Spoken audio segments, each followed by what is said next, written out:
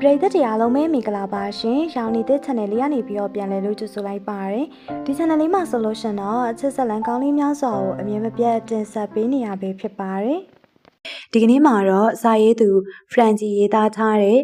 မောက်ဗီဇာသို့မဟုတ်ဘေးအရာကောင်းလေးဆိုတဲ့ဇာတ်လမ်းလေးရဲ့အပိုင်း18ကိုတင်ဆက်ပေးသွားမှာပဲဖြစ်ပါတယ်။ဒီနေ့အတမ်းမရှိဘူးအိမ်လောက်တည်ပြီးကြတဲ့ရေမိုးချိုးအေကန်ထဲမှာအေးလူလူထိုင်ပြီးတော့ချွချိုနဲ့ဗီဒီယိုကောပြောနေရကြပြီ။ဇာတော့ငငယ်ကလေးကအခုထိသူ့စပင်ကိုတာဝန်ယူပေးတဲ့စံသားဆိုင်ဖွင့်ထားတဲ့နှစ်အိမ်ကျော်အဖွားစီကိုကျွန်တော်လှုပ်ထားတဲ့ချီကိတ်တွေသွားပို့နေရင်အတမ်းမရှိရဲဆိုလို့ရှိရင်ကျွန်တော်နဲ့စာအိမ်လုံးတူတူလှုပ်ကြတယ်။လိုအပ်တာရှိလို့ရှိရင်ဈေးတူတူသွားကြတယ်။သူကြိုက်တဲ့ပန်ကိတ်လိုချောကလက်ကိတ်လို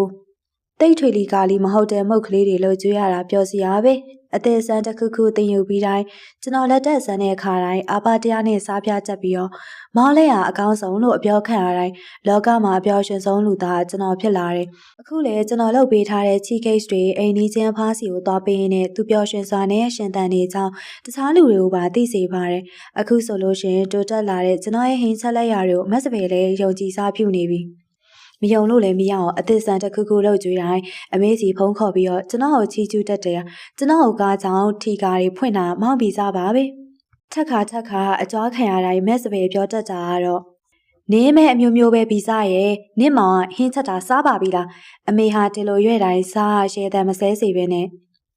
စားမပါဘူးလို့ပြောတာအမေကိုတသက်နောက်တာတကယ်တော့မောင်းလက်ရအကောင်းဆုံးပဲအဲ့ဒီခါမက်စပယ်ကဒီလိုဆက်ကြွားနေမယ်ဆိုရင်နားမထောင်နိုင်တော့ငါဖုံးချမယ်တဲ့အဖေကတော့ဘေးကနေရှင်းနေတာပါပဲဗီဇကိုလည်းငါသားတော်တယ်လို့တိုးချီကျူးသေးရဲ့ဒီနေ့လည်းနှစ်ယောက်တူတူဟင်းချက်နေကြတော့ဖွားဝီစီရောက်နေတဲ့ဖေဖေနဲ့မေမေကကျွန်တော်တို့ကိုဗီဒီယိုကောခေါ်လာတယ်ပျော်ရွှင်နေတဲ့နေ့ရက်တွေပါပဲရှင်တန်ချင်းတွေအတွက်နေပျော်ခြင်းဟာမြန်မာနိုင်ငံကနေနယ်သာလန်တွေအထ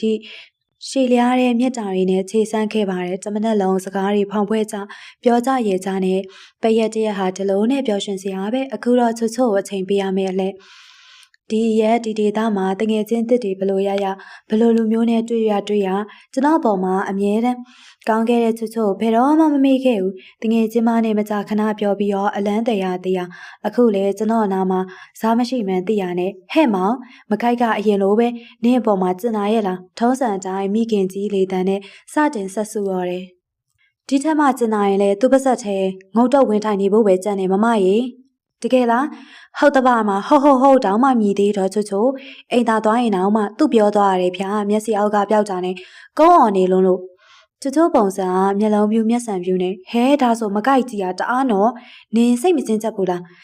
းကြက်စရာလားအပြိုကြီးရဲ့အချစ်ခံချင်လို့ကောက်ပေါင်လိုက်ချသွားတဲ့ကောင်ကငါပါဟာတနေ့တဘိုးအချစ်ခံရတာကိုမကြိုက်လို့ရှိမလားပျော်တာမှလှိုင်းပုတ်တိုင်းလူးနေတဲ့လှေလိုပဲတလုံးတခဲဖြေချလိုက်မှဟင်းကနေဆိုတက်ပြင်းချတယ်ချစ်ချို့ဆိုလို့ရှိရင်မပြောရဲတာမရှိဘူးမကြွားရဲတာလည်းမရှိဘူးချစ်ချို့ကခဏနေအောင်လို့မျက်စောင်းထိုးပြီးမှခုံစာတန်ကြီးနဲ့မဖြေနဲ့ရိုးဖြေတဲ့အတန်နဲ့ဖြေမဲရွယ်ပြီးပြောနေတဲ့တငယ်ချင်းမကိုရှယ်မိတော့တာပဲမောင်ရဲ့ငါ့ကိုလည်းအက်စတာဒန်ခမမိုက်ဘဲလေးတဝေလောက်ရှာပေးစမ်းပါဟာမနဲ့စေယုံညကူလီထမ်းပြီးတော့ငါလှုပ်ကြွေးဆိုလဲလှုပ်ကြွေးပါမယ်ငါမှနင့်လို့စားမရှိပေမဲ့ဗလားရှိပါတယ်ဟဲ့ဆက်ပေးရမယ်လို့နေမျက်နှာမငယ်စီအောင်မရဝတ်တရားကြေပြုံစီရပါမယ်ဟာချွချွားရုပ်တည်နေပြောတော့ကျွန်တော်မှရဲလိုက်ရတယ်ချွချွိုးဆိုတာဒီလိုပွင့်နေရိုးသားပြီးတော့ချစ်စရာကောင်းတဲ့တငယ်ချင်းမလေးပါဘဲရပါလို့ဖို့တော့ချွချွားမဆိုင်မကြွားပဲနင့်အားကြလို့ပေါ့ဟဲ့ငါပြောပြမယ်ချွချွိုးစခွင်တစ်ဖက်ချာကနေဆရာကြီးစတိုင်ပအောင်လို့ဟန်ပပါနဲ့မေးစေးပိုးပြလိုက်တော့ချွချွမြတ်ဝနေရလက်ခနဲပဲကျွန်တော်စီကအကြံတစ်ခုကိုမျှော်လင့်နေပုံနဲ့အေးပြောပါဦးခွေးကနေဆိုရဲကျင်တာကိုမျက်နှာပိုးတက်ပြီးတော့လောကမှာငါမျိုးသားလွင်ဘယ်ယောက်ျားမှမကောင်းမမတမင်းကြွားစီပြောပြလိုက်တော့ပွားစီမြစ်တာပို့တာအရင်ကြားရတယ်အမလေးဖြစ်ရလေချင်းအလိုငါမောင်ရဲ့ငါမြင်ဘူးသမျှတော့နင့်မျိုးသားအပေါက်ဆိုးဆုံးပဲအစွာဆုံးနင့်မလို့ကောင်းတာဟဲ့နင့်မလို့စကားကိုချိုဟာပြင်းနဲ့ပြောတယ်အေးလေငါမလို့အရင်မရက်ပဲနဲ့ကျွန်တော်တောက်လျှောက်စနေမိရဲ့မြန်မာပြည်လူတွေနဲ့ဖုံပြောရင်တကယ်အများကြီးအလွမ်းပြေသွားစစ်မှန်တဲ့မြစ်တာတွေဟာအချိုးချခဲ့တဲ့ကျမရဲ့ရေမြေတွေချားနေပေမဲ့အနားမှာတူတူထိုင်ပြီးတော့စကားပြောရတယ်လို့ခံစားချက်မျိုးရတယ်ဟဲ့မောင်နယ်သာလန်မှာဆက်စလူးနဲ့ရှိလားအဲ့နက်ကနင့်မြောင်ဝင်မှုသွားလားဒီလောက်ကြွားစီနေရအမြင်ကက်လိုက်တာနင့်အမေနင့်ကိုမျက်စိစပွေမျိုးမစူးလားဟဲ့အရင်တော့ငါတငယ်ချင်းဖဲရောက်သွားလေပြန်ခေါ်ပေး အမလီကြည့်လို့ကိုမရဘူးစက်မကြည့်နိုင်တော့ဦးရလိုက်တာစားတဲ့ဖြစ်မျိုးစုံအောင်ပြောရင်မျက်နှာကိုတွန်းခောက်ပြသေးရတကယ်လဲဦးရနေတဲ့ပုံစံနဲ့ခုနကစကားကိုဆက်ရရင်ယောက်ျားလိုချင်လို့တော့မဟုတ်ပါဘူးဟဲ့ဒါပေမဲ့ရှာပြီးနော်ကျွန်တော်တောက်လျှောက်ရင်နေရောတကယ်တော့နင့်ကိုအကဲဖို့အသေးဖို့နှစ်ယောက်ကိုလာကြည့်ချင်လို့ဟေ့ရှင်းပြီလားအစောတည်းကကျွန်တော်သိတာပဲချွတ်ချွတ်ကြောင်ကျွန်တော်မှရှယ်လိုက်ရတာဒါများချွတ်ချွတ်ရဲ့ဘဲမလို့ပါဘူးဒီတိုင်းလာခဲ့ကြည့်ဗီဒီယိုကောထဲမှာမြင်နေရတဲ့ချွတ်ချွတ်မြက်ကြားမဲခါရဲ့ခါနဲ့စက်တလိန်ထားသလိုပုံစံလောက်ပြပြီးမှဒီတိုင်းလာရဲ့နှာခေါင်းသွေးရှာမှဆိုလို့ဟဲ့ဘဲချောလေးရှာပြီးမှလာနိုင်မယ်ဒါမှမူလဲရင်တော့မှအချောလေးရင်ခွင်ထဲမှာဆိုရင်ငါလေးကချိုဤစိတ်လေးဖြစ်နေမှာပေါ့ကျွန်တော်ရေရလုံလို့ပါးရီတောင်မှညောင်းလာတယ်ရှာပေးစရာမရှိဘူးချွတ်ချွတ်ငါရင်းနှီးဆုံးဂျာမန်အတန်းဖော်ကလည်းမိမကြီးနဲ့ဒီလိုပြောပြတော့နင့်အတန်းဖော်ဖြစ်စရာမလိုဘသူဖြစ်ဖြစ်ရတယ်နယ်သာလန်မှာနွားမွေးတဲ့လူဖြစ်ဖြစ်တူးမြောင်းထဲမှာပတ်ဆွဲတဲ့မော်တော်ဘုတ်မောင်းတဲ့လူပဲဖြစ်ဖြစ်ငါရွေးမနေပါဘူးဟဲ့အတီးကဘဲချောလေးဖြစ်ရပြီဒါကချွတ်ချွတ်နဲ့ပြောဖြစ်စားနာဖြစ်တဲ့စကားတွေပါပဲစာရင်းတော်ရင်းနဲ့ပဲရက်ရှည်ပဲရဲရရင်လာလေဖို့စူးစမ်းပါမယ်တဲ့ဒါပေမဲ့ဒါကိုမိမိများအစိုးရဝန်ထမ်းတယောက်အတွက်မလွယ်ကူမှန်းသိပေမဲ့ဒီလိုစိတ်ကလေးရှိပြီးတော့ပြောပေါ်ရတာနဲ့တင်ပီတိဖြစ်ရပါတယ်ချွတ်ချွတ်ခမကျွန်တော်ထားခဲ့တဲ့စေကန်းလေးကိုအခုထိတယောက်တည်းဆက်လုပ်နေရမလို့အလောက်ကတိတ်များရှာသေးရနောက်တယောက်ရှာပြီးတော့တူတူလောက်ပါလားလို့ပြောတော့လေဟဲ့အဖော်ခေါ်ရအောင်စီးအောင်မငါနဲ့ကြိတ်ပြီးတော့ငါလေတန်ငါလက်တန်သီးခံနိုင်တာနေရပဲရှိရနင်းဖြစ်ငါပြစ်ထားခဲ့ပြီပြောင်းရင်းနဲ့တငယ်ချင်းမမျက်နှာမျိုးသွားလို့မနှဲကိုမှနှစ်သိမ့်လိုက်ရသေးရချူချူနဲ့စကားပြောနေရဲ့ချိန်အပြင်အပြန်အောင်လာတဲ့စာရုပ်တည်နဲ့ဘေးမှာဝင်ထိုင်ပြီးဒီမှာမတ်ချူချူတိန်းတောင်းစိန်ဇာတီလိုတလုံးတစ်ခဲခေါ်ချဖြစ်တိုင်းချွတ်ချွတ်ထွတ်ထွတ်လူတဲ့ဇာတီဟာချွတ်ချွတ်နာမည်ကိုအပြည့်စုံခေါ်ချတိုင်းအဲနေရပွဲပါပဲချွတ်ချွတ်ဆိုတာစကရင်တစ်ဖက်ချာနေလက်သီးလက်မောင်းတန်းနေပြီးရင်ကျွန်တော်ကိုတိုင်သေးရဲ့ဟဲ့ငါ့ကိုအဲ့လိုခေါ်ပြန်ပြီငါမကြိုက်ဘူးဆိုတာနေအမျိုးသားကိုနေပြောအောင်မောင်နေတငယ်ချင်းငါ့ကိုဒီလိုပြောဆိုနေရနေခံနိုင်သလားတစ်ချက်လောက်ရိုက်ပြလိုက်ပါလားတစ်ခါလောက်ငါဘက်ကနေရက်တီပြီးတငယ်ချင်းကောင်းပီတာပြပါလားမောင်ရဲ့ချွတ်ချွတ်ဒီလိုပြောတော့စဘေဘီကကိုကိုကိုရိုက်ရက်လို့လားမျက်စိတစ်ဖက်မိတ်ပြပြီးတော့ချွတ်ချွတ်ရှိတင်ကြည်စဲတဲ့အခါချွတ်ချွတ်မှာပါဆက်အဟောင်းသားပဲနှုတ်ကလည်းငါမားတာငါမားရနဲ့သူတို့နှစ်ယောက်ကြားကျွန်တော်မှရှဲတန်နေမတိတ်စီပဲနဲ့ဘယ်နှလုံးသားနဲ့ရိုက်ရမှာတော့နိုးပါအချစ်ကလေးကိုရိုက်เสียလားငါဖြစ်ချစ်လို့တော့မဟုတ်ရတာပြောနေရင်စပခုံမောင်မိချလိုက်တော့ချွတ်ချွတ်တရားစခွင်တစ်ဖက်ချာနေအာပြင်းနဲ့ထိုင်အော်တာတော်တော်နဲ့ကိုမှမတိတ်ပါဘူးတခါတလေတမင်လောက်ပြတာမဟုတ်ပဲစားကျွန်တော်သပင်လေးတက်ပြီးနှစ်ဖူးလေးလန်းနှန်းနဲ့အကျင့်ပါနေတဲ့အတိုင်းလောက်တာကိုချွတ်ချွတ်မြင်သွားတဲ့ခါအဲ့နေကျွန်တော်တို့ဆုံတွေချွတ်ချွတ်တူခတ်တဲ့ပလက်မျောရတယ်တိတ်နားမလဲပေမဲ့ဒီလိုအချိန်တိုင်းချွတ်ချွတ်ပြောတတ်တဲ့စကားကအမလေးဟဲ့ခွေးစာကိုလိုက်ကြည့်ပြီးတော့စားရတာလေမျိုးပါထောက်တယ်တဲ့ရိုးရိုးပြောတာမဟုတ်အန်ထက်တဲ့ပုံမှာလောက်ပြသေးရကျွန်တော်စားပါဒီစကားကိုနားမလည်မှန်းသိတော့ချွတ်ချွတ်ဟာသူမြင်ကတ်လာတိုင်းဒီလိုပြောပြီးတော့အနိုင်ပိုင်းတက်ပါတယ်ကျွန်တော်ကိုပေးထားပြီးတော့နှစ်ယောက်သာအနိုင်မခံအရှုံးမပေးရန်ဖြစ်ကြရလဲခါပဲအခုတော့ချွတ်ချွတ်တယောက်မောက်ပြီးစားကိုလုံးဝမကြောက်တော့ပါဘူးသူစားခံရတာများရင်စခရင်တစ်ဖက်ချာနေလက်သီးဆုပ်ကြီးနဲ့ကျွန်တော်တို့စီကိုလှမ်းရွယ်တက်သေးရစားဆိုတာဘလောက်များလူဆိုးကလေးဖြစ်လာတယ်လဲဆိုရင်ချွတ်ချွတ်မကြိုက်မှန်းသိလေရုပ်တည်နေပိုစားလေးပဲကို့နာမည်အရင်ချွတ်ချွတ်သိန်းတောင်းစိန်လို့ခေါ်တာတော့မကြိုက်လေနေပြောင်းခေါ်ရတာကို့တော်တော်ဘာမှခက်ကြမဟုတ်စားတယ်လို့ပြောမှချွတ်ချွတ်ကတက်ပြင်းချပြီးအဲ့လိုလှုပ်ဆမ်းမှာမကိုက်ရဲ့ချွတ်ချွတ်ဟာဘယ်တော့မဆိုစားအောင်မကိုက်လို့သာခေါ်တယ်ဒါကလေစားရဲ့နာမည်ရင်းကိုလေးစားသမှုကြောင့်ဖြစ်မှာပါနောက်တစ်ခုကပီဇာလို့ခေါ်နိုင်ခွင့်ရကျွန်တော်မှာပဲရှိရဲဆိုတာတကယ်ချင်းမကောက်ကောက်နားလေပါတယ်တဲ့ချွတ်ချွတ်ကကျလို့အဖက်ဖက်ကစဉ်းစားပေးပေမဲ့စားကတော့ဒီမှာမတောင်းစိန်လာလိမ့်မယ်ဆိုလဲကြိုပြောအိမ်နဲ့ဝေးတဲ့ဟိုတယ်ကြိုရှာထားပေးမလို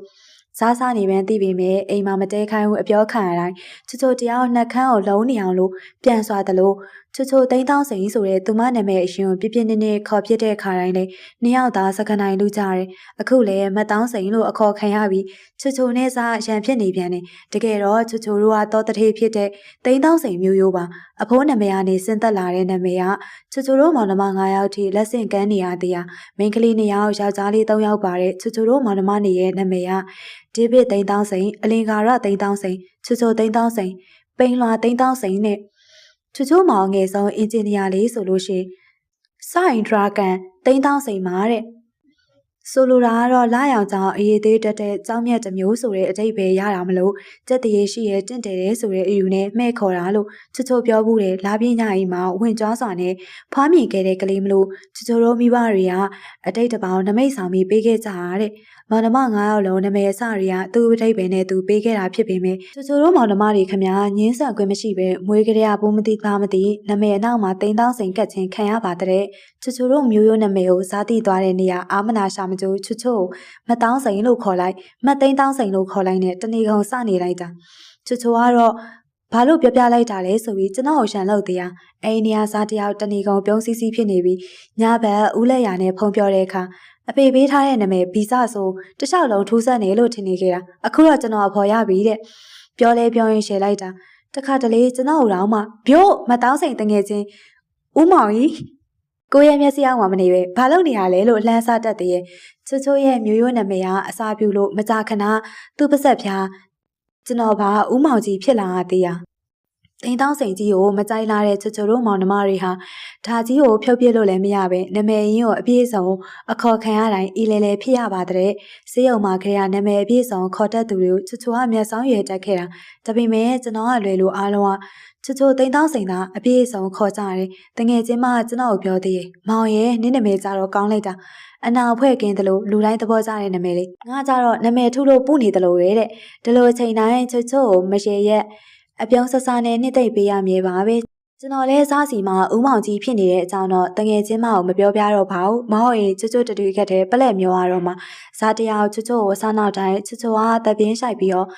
့တိန်တောင်းစိန်ကြီးကိုနှုတ်နှုတ်ဆင်းပြစ်ချင်တာတဲ့ကျွန်တော်မှရှယ်လိုက်ရတာချွတ်ချွတ်နဲ့စကားပြောတိုင်းအပြိုင်စွာတက်တဲ့စားတတလေးနဲ့ပြောရင်စားတယူတရားပဲတတလေးကိုတော့ဇာတရားတကယ်ဦးမတန်ရုံးစင်တွေ့ရှာပါတယ်မြန်မာပြည်နဲ့နယ်သာလန်ကအချိန်ပိုင်းခြား9နာရီကွာဟတာမလို့ဒီမှာမနေ့ခင်အလုံးရှုပ်ချိန်ဆိုလို့ရှင်ဟိုမှာနေလေခင်မောတတတရားကြီးကြကျင်တိုင်းဖုံထားခွင်နှစ်ယောက်သားကြောင်းသွားဖို့ပြင်ဆင်နေအပြေးလွာတတနဲ့ဖုံပြောရတယ်မက်ကေတီဆိုတာအပြင်သွားဖို့ပြင်နေကြတဲ့ကျွန်တော်တို့အားနာနေရှာတာစားရပါတယ်အထက်ထက်ပြောမှတပြင်းဆိုင်ရှာတယ်ဖုံပြောပြီးရင်တော့နှစ်ယောက်သားတုတ်ချီတင်ပြေးရပြီမဲ့စကားတက်တဲ့တတလေးကြောင့်အများကြီးပြောခဲ့ရတာမျိုးပါဦးစားနဲ့ကိုကိုရန်ဖြစ်ကြသေးလားဆရာမကြီးစတိုင်နဲ့မိတိုင်းစမဖြစ်ရပါဘူးဗျာဦးစားတတကိုကိုချစ်လို့တော့မမဝတာဒီလိုဖြေတိုင်းဆရာမလေးကဟင်းကနေဆိုလုပ်ပြီးတော့ရန်လေးပြန်လေးဖြစ်ကြတာမဟုတ်တတဘာပြောချင်လဲသိနေရဲ့ကျွန်တော်ကသူတို့စကားဝိုင်းနဲ့ကြားတိုင်းလေးရှယ်ရတာမမောနိုင်မပန်းနိုင်မယ်ဘာလို့လဲတတရဲ့မနေနိုင်ရေဖြစ်ပြီးကျွန်တော်မိတိုင်းဦးစားနဲ့ကိုကိုတို့အခုထိတတလက်လျှော့တရားမဟုတ်ဘူးနော်ဟောဗျာအကြံကြီးလာတော့တတရဲ့စားတယ်လို့ပြောတိုင်းတခိခိရဲ့တတမျက်နှာအမူအရာအမျိုးမျိုးလောက်ပြရင်ရတတ10တန်းပြီးရင်လိုက်လာမှသိလားဘယ်တော့ဗျဦးစားတို့စီရောဖုံးဆက်တိုင်းတတဒီလိုစကနာထုံးနေကြပဲ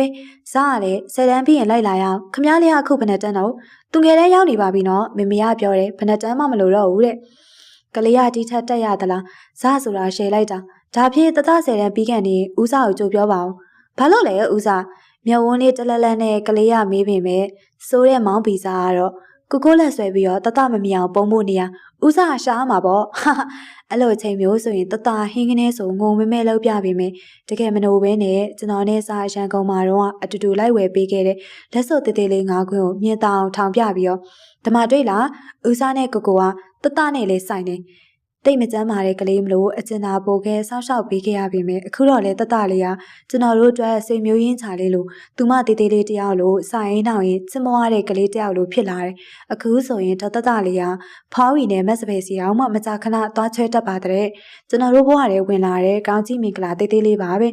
ဲမစားဆိုရင်မကြခဏပြောတတ်တယ်မောင်ကလည်းပြီးတော့ဘယ်ကလေးကိုအထူးတလဲမချစ်တတ်ခဲ့ပေမဲ့တတကိုတော့ချစ်ပါတဲ့ရန်ကုန်မှာကျွန်တော်တို့လက်မှတ်ရေးထိုးတဲ့နေရာတတအတွက်ချောမော်ပြီးတော့လက်စုပ်လိုက်ဝယ်ပေးခဲ့ရတာမှတ်မိသေးရဲ့အဲ့ဒီနေရာဆိုရင်စားတယောက်ရေအားခန့်ငွေအားခန့်ဖြစ်သေးရဆရာမနှခမ်းစုပြီးတော့နှစ်ယောက်လုံးပတ်စံနဲ့ဝယ်ပေးမှယူမယ်လို့ကြီးကြနေလို့သူရှိတယ်နှစ်ယောက်လုံးအိတ်ထဲကညီတူညီမျှနှိုက်ပြီးတော့ပေါင်းဝယ်ပေးမှယူတယ်မက်ကေတီဆိုတာမျက်နှာဘူးလို့ဘာပြောရမှန်းတော့မသိဘူးကြားနေရဲ့မအေးဖြစ်သူစကားလဲနားမထောင်ပဲကျွန်တော်တို့နှစ်ယောက်နဲ့အတူတူရတနာဆိုင်ကိုလိုက်ချလာခဲ့တဲ့တတလေးကိုအဲနေရာရှယ်လိုက်ရတာဘယ်နှကွင်းဝယ်ပေးရမလဲလို့ပြီးတော့ဆီယာမနှခမ်းစုပြီးဦးစားနေတော့နဲ့တူဖို့ဆိုရင်9ခွင်းမော်တဲ့အဲနေရာစားတရားတတလေးကိုပါးလေးဆွဲလိုက်စပင်လေးဖားလိုက်နေတစ်ချိန်လုံးစားလောက်နေခဲ့တာလူလယ်မလေးကလက်စွပ်9ခွင်းလုံးဝတ်ပေးခဲ့ရဦးစားနဲ့ကိုကိုတတလေးပိုင်နေဆိုပြီးဖြစ်တော့တာပဲ အဲ့ဒီယတနာဆိုင်ရပြန်တော့ဆီယာမာလေးကကျွန်တော်ဘားပြင်တဲ့ဖက်ကိုခက်တီတီနဲ့နမ်းသွားသေးလို့စားလက်သေးထောင်ပြပြီးမယ်တတလေးကဆက်ဖြည်းဖြည်းပဲလူလယ်မလေးရဲ့သူများနဲ့မတူတဲ့လေလုံးပုံကိုဦးရတဲ့စားမောင်ရီတတအပြုံမဖြစ်ခင်ကိုတို့မြင်မြန်အိုရအောင်ကွာဘာလို့လဲဆီယာမက9နှစ်သမီးမလို့တော်သေးရတဲ့စားတီလို့ပြောတော့ကျွန်တော်မှရှယ်လိုက်ရတာမက်ကေတီကတော့ပြောရှာတယ်ကလေးကတောင်ရုံတန်အောင်လူကိုမခင်တွက်ဘူးတဲ့တတကကြီးကျယ်တဲ့ကလေးမလေးတဲ့ကျွန်တော်နဲ့စားကိုဘလို့ကြောင့်အလောက်ခင်တဲသွားမယ်သူတော်မှနားမလဲဘူးတဲ့ပြီးတော့ဆီယာမလေးကကျွန်တော်တို့နှစ်ယောက်လုံးသူ့ကိုချစ်မှန်းသိလို့ပိုဆိုးနေရတဲ့မက်ကေတီပြောတော့စားဆိုတာခေါင်းတငိမ့်ငိမ့်နဲ့ပြုံးနေခဲ့တာဘဝမှာရှင်သန်နေထိုင်လာရရင်ဇာနဲ့ကျွန်တော်မှာတွေ့တာစရာပတ်သက်ထောက်ထားစရာဆိုတာနှစ်ဖက်အတိုင်းဝိုင်းပြင်အပြင်လူများများမရှိဘူးအနားမှာရှိခဲ့ပြီးတော့ခင်တယ်ခဲ့ရတဲ့လူတွေကလည်းကျွန်တော်တို့အပေါ်မှာစစ်မှန်ခဲ့ကြတာဝမ်းမြောက်စရာပဲရှေ့လျှောက်လေဒီလူတွေရဲ့မြတ်တောင်အမြဲတမ်းဥညွတ်တန်မိုးထားနေမိမှာရှင်သန်ချိန်လေးမှာချစ်ချင်းမြတ်တာအပြင်မဲရင်းဆွေမှန်နေနဲ့တွေ့ခဲ့ရတာအဖိုးထိုက်တန်ပါပဲမောင်ကြီးမိဖို့ထဲမှာတယောက်တည်းဆယ်ဆက်တလို့လုံနေကြားလိုက်ရတာစားရဲ့အတန်တခုခုကိုအလင်းလိုနေချင်ရပေမဲ့ပြန်မထူးနိုင်သေးတာဟင်းဟိုတန်လန်းကြောင့်မှမိဖို့ကြကန်ဒီအိုးကိုလှန်လောနေခေါင်းရမ်းပြီးတော့ပြုံးနေမိရဲ့အတန်လာရခြံနောက်ဘက်ခက်လန်းလန်းစီကဒီနေ့လေပန်းဦးအသက်တွေထပ်ပြိုးနေရဲ့အမျိုးကောင်းသားလေးပါပဲအုတ်ထုတ်ရှည်တစ်လုံးကိုစောင်းထားပြီးတော့မြေစော့ခရင်ကတလန့်နဲ့မိုးလင်းကလေးကပေါင်းပင်နှုတ်လိုက်တစ်ပင်ပြိုးလိုက်ရေလောင်းလိုက်နဲ့ဟင်းချက်နေရဲ့ကျွန်တော်ကိုခဏခဏလာချောင်းကြည့်ပါသေးရဲ့ဘာလာကြည့်လာလဲလို့မေးလို့ရှင်အမောဖြေဆက်ကလေးကိုလာကြည့်ရတဲ့နောက်ဖေးပရင်းပေါက်ကလေးမှာမေးလာထောက်ပြီးတော့ဘာကူပေးရမလဲလို့မေးတတ်သေးရသူကြည့်ရောပြိုးပင်နေနဲ့လုံလာထွေလာနဲ့ပိပိကြံကြံလေးခေါင်းခါပြားမှာရေကျဲကျဲနဲ့ခြေတန်းကိုပြန်ဆင်းသွားတတ်တာအပင်ဆိုင်နေနဲ့တချင်းတူတူညင်းနေတတ်တယ်သူပျော်နေခြင်းတွေကြောင့်လေတမနက်လုံးကျွန်တော်ပြုံးနေမိသေးရဲ့မောင်နောက်တစ်ခုခေါ်တန်ဟာခုနကနဲ့မတူပြောင်းလဲသွားတဲ့အတန်လိုင်းကြောင့်ကျွန်တော်ရင်နဲ့ထိတ်ခနေပဲစိုးရိမ်စိတ်ကြောင့်လှုပ်လက်စတွေကိုထားပစ်ခဲ့ပြီးတော့ရုံးသုံးကားနဲ့သူ့စီကိုပြေးတော့လမ်းမှာခလုတ်တိုက်လိုက်မှောက်လဲမလို့ဖြစ်လိုက်နဲ့စိုးရိမ်တကြီးပြေးချသွားပြီးမြဲနောက်ဖေးရောက်တဲ့အခါပန်းမိနေချာမှာအလုံများနေသူကအေးလူလူလှမ်းကြည့်လာတယ်ချော်လဲအောင်မယ်ဖြည်းဖြည်းဆိုတာကိုမမေ့မြော်လှမ်းပြောသေးရအသေးအတန်ပြေးချလာတဲ့ကျွန်တော်ကိုလည်းအံ့ဩတကြီးကြည့်ပြီးမှမောင်လန့်သွားလားစိတ်မကောင်းဟန်နဲ့မင်းနေသူကိုပူကြည့်ကြည့်မိရဲ့လူတော်သူပဲလန့်အောင်လုပ်တာမဟုတ်ဘူးလားဘာများဖြစ်တာလဲလို့ခေါင်းခါပြပြီးတော့မဖြစ်ဘူးမကြောက်မှဆိုလို့အတန်တုံးပြောင်းပြီးတော့အော်ကြည့်ရလောလောလတ်သူစထားတဲ့မြေကြီးပေါ်မှာခြေစုံရက်နေတဲ့ကျွန်တော်ကိုဆုံဆုံဆဆန်ကြည့်လာပြီးမှရေဖို့တတိယသွားတယ်လို့နဲ့မောက်ပြီးစားလှလိုက်လဲလဲနဲ့စရဲဖာတော့တယ်ဘာလဲဟင်းချက်နေတဲ့လူကိုအတင်းလန်းခေါ်ပြီးတော့ရဲနေပြန်ပြီမင်းလန့်သွားတဲ့အချိန်နဲ့မကြည်မနဲ့ရန်တွေးပြတော့အောင်နှခမ်းကိုဖိကိုက်ထားပြီးတော့ဆက်ရည်နေရဲ့ကျွန်တော်ကိုအလိုအမင်းမှုရန်ပြစ်ချင်နေရဲ့အချိန်တိုင်းမှာစားတယောက်အောင်နှခမ်းကိုဖိကိုက်တတ်ပါတယ်သူအသေးရနေတာပြောလေးရှိတယ်လို့အခုလေမောင်ကွာချစ်စရာလေးဖြစ်နေပြန်ပြီချစ်စရာကောင်းတော့ဘာဖြစ်လဲပူတော့တော်လိုက်တော့မျက်စိတစ်ဖက်မိတ်ပြပြီးတော့ဒီညချစ်ရအောင်မောင်မချစ်နိုင်ဘူးခြာကနေဆိုလဲထွက်လိုက်တော့မှောက်လဲမလို့အတင်းလိုက်ဆွဲပြီးတော့ညစ်ကြကြဲရဲတယ်ဒါဆိုအခုချစ်ရအောင်မောင်ကြောက်ပိတ်တာပဲဆက်ဖြဲဖြဲလူကိုအန်စိတ်ပြလိုက်ပြီးဟိတ်စစကားမဆုံးခင်မှာပဲအနားကိုလွားကနေရောက်လာပြီးတော့ခါအောင်တိုင်းပွေးပြစ်တယ်အသေးရလုံးတလို့အကြည့်တွေနဲ့ကျွန်တော်ရဲ့ပချိုင်းစီကိုအနမ်းတစ်ချက်ကစူးကနေပဲပြိုးပင်နေနဲ့လုံထွေးထားတဲ့သူ့တကူလုံးမှာကတ်နေတဲ့ရွှွနေသေးတွေမြေဩစာတွေကကျွန်တော်ရင်ဘက်စီကိုစွန့်ထင်းကုန်နေမိဖို့ချောင်းဝင်လက်စားမလို့မပေးစီချင်လို့ပြန်ရုံတော့မလွတ်ပေးတဲ့အပြင်ရေတူတူချိုးမှာပဲမောင်ရမယုံနဲ့ကွာယုံတော့ဘာဖြစ်လဲငိုမှာနှာခေါင်းရှုပ်ပြရင်ထပ်ပြောင်နေတော့ကျွန်တော်ပဲမနေနိုင်ဘူးရဲရင်မောင်းရင်နဲ့ပဲနှက်ခမ်းကိုတစ်ဖြက်ဖြက်လာနေပြန်တယ်သူရဲ့မုတ်စိတ်တို့တူတူဆဆတွေနဲ့အတင်းလိုက်ပုတ်နေလို့သူ့ပါနှစ်ဖက်ကိုနာအောင်လို့ဖိဆဲဖြစ်တော့တဟားဟားဆိုအော်ရဲတယ်ခဏနေလို့ရေချိုးခန့်တူတူဝင်အမွေးမြင်တန်နဲ့အရိကောင်လေးကိုရှိတ်သေးပေးရပါအောင်မေကျမမောက်ပြီးစားအသေးတန်လှမ်းခေါ်ပြီးတော့ဒါဘာသဘောလဲလူကိုခေါ်နှမ်းတာလားဟဟပပရှင်နေရကကိုဘေဘီကမညွညင်ချက်ပဲညွညင်နေပြန်ပြီကြည်စဲတဲ့နဲ့အတူတူကျွန်တော်ရဲ့နှတဲ့စားစီကိုနှာဖျားလေးနှစ်လာတော့တွန့်လိန်ရုံရင်းနဲ့ဟင်းချက်နေရဲ့စားရဲ့တဲတွေပေးကုန်တော့မှာပဲဖဲအောင်နမ်းမရအောင်လို့အနောက်လန်ချလေးတအားရဲပြီးတော့လိုက်နန်းလေးနဲ့မကြခင်မှာပဲနှစ်ယောက်လုံးရွှွန့်လူလာပြီးတော့ပန်းခင်းလေးထဲမှာဖြာများလာကြတဲ့အဝတ်လွတ်နေရဲ့နေရာမှန်သမျှဖိနှန်းနေရဲ့ကိုလူဆိုးကြောင့်ပွင့်နေတဲ့ပန်းလေးတချို့မျက်လွှာချကုန်နေကြည့်ပါဦးလှမ်းခေါ်လိုက်တာနဲ့စိတ်ပူသွားတဲ့ရုပ်ကလေးကဘာလေးလဲကွာနောက်ဖေးကိုတန်ရောင်းမကြီးကင်ပြီးတော့ပြေးထွက်လာတယ်ပေါ့ဟုတ်လားမောင်တကယ်ချစ်စရာလေးသိလားပြောပြီးတော့ထက်ရနေရကြောင်းကိုငုတ်ကြည့်ပြီးတော့ ကျွန်တော်ပါလိုက်ရမိရဲ့တကယ်စစ်စရာကောင်းမကောင်းမသိပေမဲ့ရေစရာတော့ကောင်းနေမှာကြည့်ပါဦး